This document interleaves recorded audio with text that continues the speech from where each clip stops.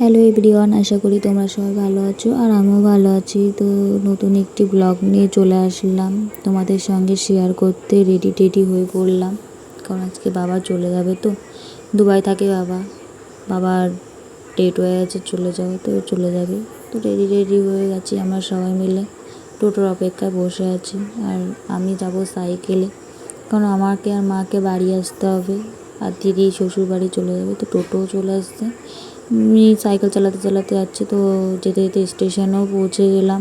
তো ট্রেনও ঢুকে পড়েছিল। ট্রেনেও বাইরের থেকে মনে হচ্ছিলো অনেক ভিড়, কিন্তু ভিতরে একটু ভিড় ছিল না, খুবই ফাঁকা। তো আমি জায়গা পেয়ে গেছিলাম, তো বসেও পড়লাম। তো যেতে যেতে রানাঘাটও পৌঁছে গেলাম। তো তারপরে ভিডিও করিনি, কারণ খুব মন খারাপ লাগছিল। বাবার সঙ্গে এটাই লাস্ট ফটো, আর হয়তো 2 বছর পর দেখা হবে। তো বাবা ওইখানে গিয়ে খুব কষ্ট পাচ্ছিলো এয়ারপোর্টে বসে, কারণ আমাদের ছেড়ে যেতে কেমনই বা লাগবে তোমরাই বলো।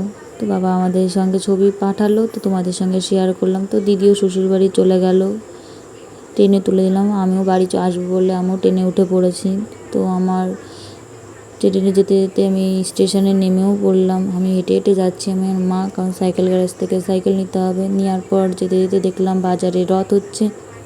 তো তোমাদের ওখানে কেমন রথ হয় কমেন্ট করে জানিও।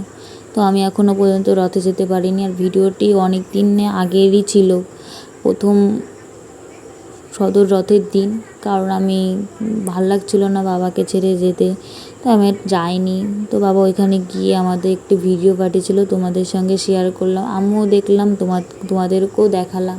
তোমরা কমেন্ট করো কে কে এয়ারপোর্টে গেছো, তাও তোমরা দেখো কেমন ভিতরে এয়ারপোর্টের।